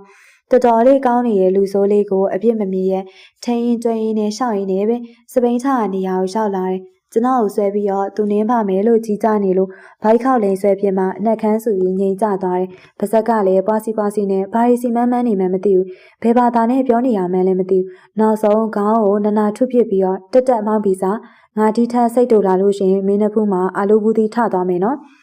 ်တို့ချိန်မောင်းပြီးရနဲ့ကျွန်တော်ရဲ့အနှွေးအင်ကြီးကိုချုပ်ပြီးတော့သူ့ကိုဝတ်ပေးမိရဲ့ငမိုးလေးကိုအနောက်မှာတေးချစွာခထိုင်ခိုင်းကျွန်တော်ခါကိုကြက်နေအောင်လို့ဖတ်ခိုင်းပြီးနင်းလာရတာဘယ်နားမှာခုံချခဲ့မလဲဆိုပြီးတလန်းလုံးရင်တစ်ထိပ်ထိပ်ပဲရှည်ရတဲ့ငမိုးလေးရဲ့ခြေတံတွေကစပိန်သွားရလမ်းတစ်လျှောက်ပေါ်မှာတရွတ်တိုက်ပြီးပါလာတယ်အနောက်ကအေဦးနဲ့ကလေးကတော့ဘလို့နေမယ်မသိဘူးနယ်သာလန်ရဲ့ဆောင်းညမှာအနှွေးတွေချွတ်ပြီးတော့ချွေးတောင်းလိုက်ကြနေသူဟာကျွန်တော်ပါပဲတကောက်သားလေးကထင်ထားသလိုခုံမချပဲတလန်းလုံးကျွန်တော်ကြော်ကိုတရှူးရှူးနဲ့နမ်းပြီးပါလာတယ်တစ်ချက်ရဲတန်တူတူနဲ့အတူတူမောင်အကောင်ဆုံးမောင်အချစ်ဆုံးကျွန်တော်ဖာပြန်မဖြေလို့ရှိရင်စပိန်ရက်ပါအောင်ခဏနန်းကျင်လိုက်တာတဲ့စပိန်နင်းနေရင်သွားရီပေါအောင်ပြုံးရသေးရဲ့စပိန်နင်းနာကိုရှက်ပြီးတော့သူနဲ့နန်းရအောင်မတဲ့အတန်ထွက်မရဲမိအောင်မနေတင်းချပြီးတော့အိမ်ရောက်ဖို့သာစိတ်ဆောနေမိရဲ့အတူတူနေတာကြလေဒီမျိုးသားလေးရဲ့အမျိုးသောဘက်ချန်တွေကိုမြင်လာရလေပဲဒီလိုခါတိုင်းကြည်နူးမှုကဘာနဲ့မှလည်းမရအောင်ဘာတစ်ခုမှဟန်ဆောင်ထိန်ချုပ်ထားခြင်းမရှိပဲသူလွတ်လပ်တော့ပါနေသမျှအကောင်းကြီးမင်္ဂလာကိုခံစားနေရတာကျွန်တော်ပါချလွန်လိုတယောက်ကိုတယောက်အမြဲတမ်းအလိုလိုက်အကြိုက်ဆောင်နေကြပေမဲ့စိတ်ကောက်စရာရှိရာကောက်လှုပ်ချင်တာလှုပ်ပြီးနှစ်ယောက်အတူအချစ်တွေအတို့ရှည်တည်တန်းအမှာပျော်စရာပဲဒီလိုနဲ့အိမ်ပြန်ရောက်လာတော့ချန်စီယိုနာမှာသူ့ကိုခဏမိခိုင်းထားပြီးတော့အိမ်တကားကိုပြင်ဖွင့်နေတော့လာတဲအောင်မဆောက်ဘဲနဲ့အနောက်ကနေလေးဘက်ထောက်ပြီးလိုက်လာတယ်ခါထောက်အန်ကျိတ်ပြီးတော့လှည့်ကြည့်လိုက်တော့ဟဲကနေဆိုရဲပြပြီးတော့သွားတဲ့ပုံစံနဲ့အိမ်ထဲရအောင်ဝင်နေနောက်ကလည်းပြခါမကြည့်နဲ့အချစ်တွေနဲ့ကြည့်တဲ့ဘယ်ဘလို့တက်လာမှန်းလည်းမသိဘူးသူနဲ့ကြည်စဲနေဖို့အချိန်မရအောင်နိုင်ယုံမော့ကြီးတော့တနားခွဲနေပြီ project လုံးလက်စပြီးသေးရမှာမဟုတ်တာခေါင်းကိုနနာကုတ်ပြီးတော့ငမိုးလေးကိုလှည့်ကြည့်ရောဆိုဖာပေါ်မှာခြေပြက်လက်ပြက်ထိုင်ပြီးတော့ကျွန်တော်ကိုစိုက်ကြည့်နေရင်ပြောင်ဆက်မျက်နှာပေးနဲ့မျက်လုံးကိုဖဲညာပြောင်းပြီးတော့မှိတ်ပြနေရတစ်ချက်မှမနာဘူးအသေးဥတွေဖြောင်းမြန်လန်းကုန်သလိုပြေးကိုက်ခြင်းစိတ်ကိုဖိစိတ်မျိုးသိပ်ပြီးတော့ရုပ်တည်နဲ့လက်ရက်ခေါ်လိုက်တော့ဒိရင်တရိုင်ချလာတယ်နောက်ဘယ်နှစ်နာရီကြာရင်အမူးပြေသွားမလဲရမကတကူကဘယ်ချိန်ကျသွားမလဲလို့မသိပေမဲ့ကျွန်တော်မျိုးသားလေးကခုထိပြောင်းဆက်ပါပဲတီတင်းနေတဲ့သူ့ပုံစံနဲ့တော်တော်အသားကျခဲ့တဲ့သူမလို့အခုပုံစံတောက်မခံနိုင်အောင်ချစ်စရာကောင်းလို့နေရင်စက်သားတွေရှိပြီးတော့ချစ်စရာကောင်းတဲ့ကလေးကိုပြပါဆိုလို့ရှင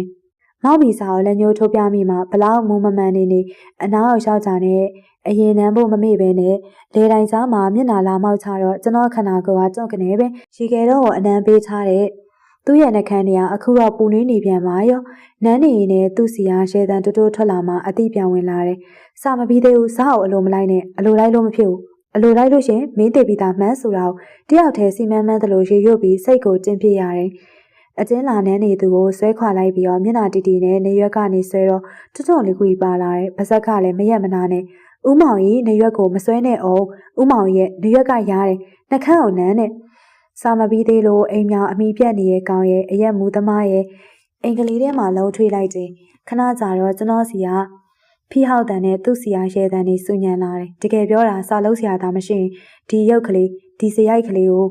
ဗီဒီယိုရိုက်ထားမိမှာနောက်တစ်ချိန်ထိတတပြန်ကြည့်ချင်စရာမျက်နှာမှုလေးကိုမှတ်တမ်းတင်ထားမှာအခုတော့စားပုံစံအလုံးစုံစောက်ရှောက်ပေးနေတဲ့အိမ်တော်ဦးစီးလေးနဲ့မတူဘဲချစ်စရာကောင်းချွဲပြစ်နေတဲ့တားငယ်လေးတယောက်လိုချက်ချင်းမိခင်စိတ်ဝင်လာတော့မဖြစ်ချင်ဘူးဆိုပြီးတော့ခေါင်းရဲရသေးရဲ့ဆွဲချလာတဲ့အတိုင်းမိဖို့တွေရှောက်တာနဲ့တန်မြာသည့်တချမ်းခက်မြန်လှီလိုက်တယ်လဲကြီးရောကျမ်းမြေပေါ်မှာငုတ်တုပ်လေးထိုင်တဲ့အတိုင်းဒူးပေါ်မေးတင်ပြီးပြုံးပြနေရဲ့ပါဇက်ဟာ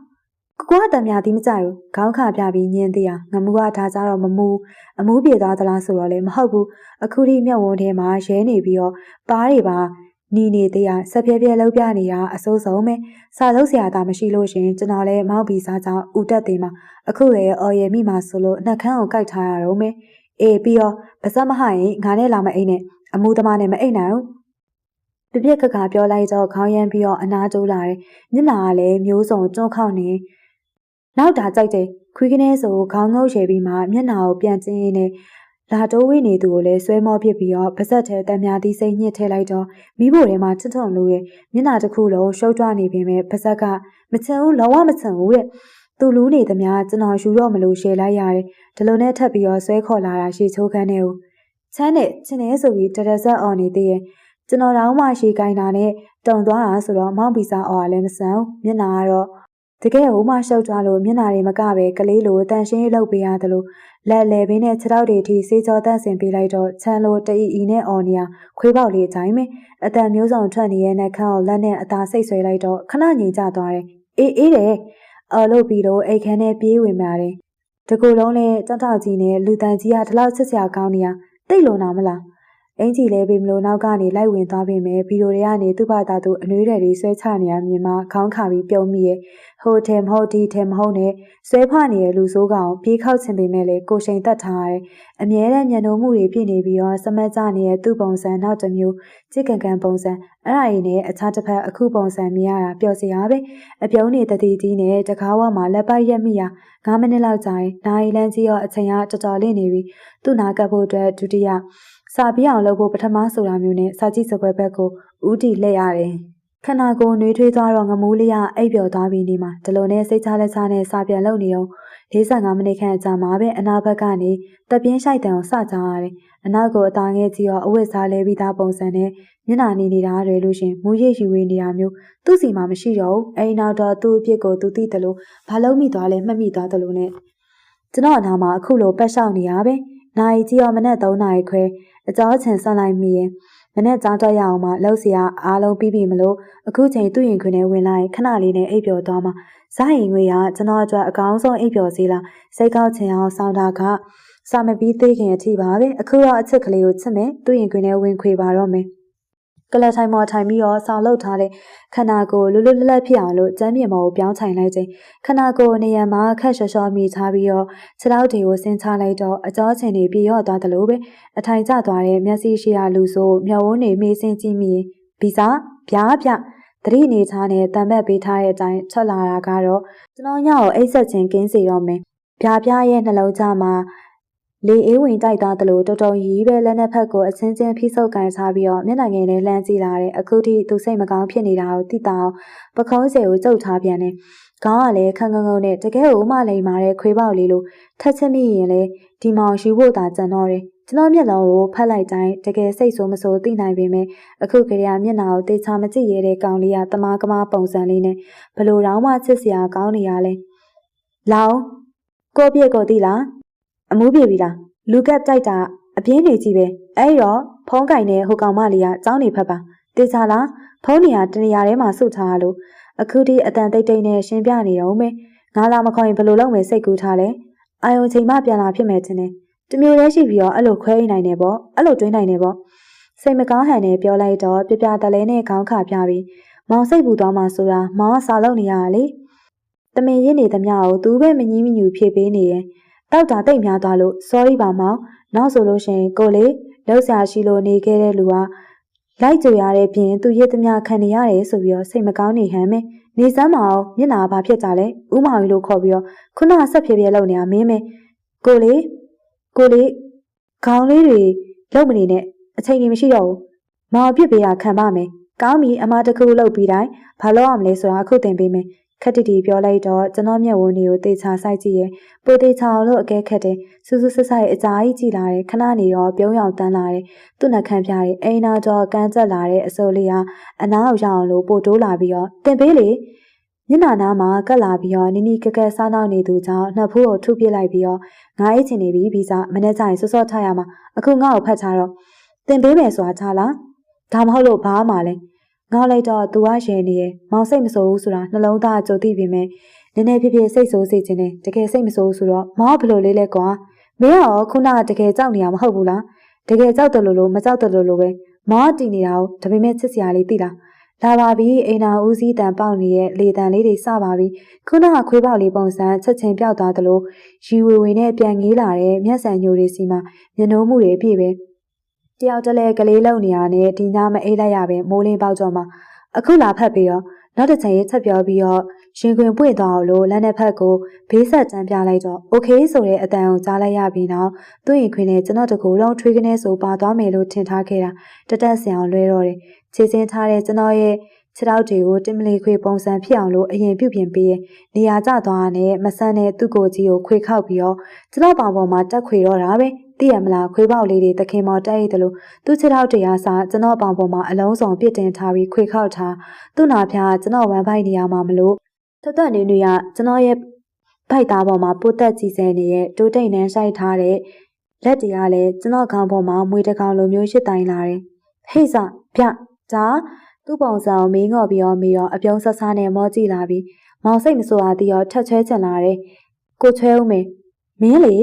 နှစ်ဖူးကိုထထူးချလိုက်တော့ရှယ်နေရစာလုံးမဲ့စာကို့ကိုချစ်ပါလားမေးမဲပြောကောင်းနှခမ်းကိုမရက်မနာနဲ့မော်နန်းလာတဲ့ကောင်လေးကမောင်တဘွားလုံးကိုခလုံးမထီစူးမညိစေမဲ့ဒီကောင်ရှိနေရပဲစာအများကြီးလုံးမဲ့စာဒီကောင်နဲ့ချစ်ပါတော့လားတိတ်ဆိုးနေပါလားသူ့နှစ်ဖူးကိုထူးချတဲ့အခါမောင်ကိုပဲစိုးချင်တဲ့လူဆိုဟေ့စ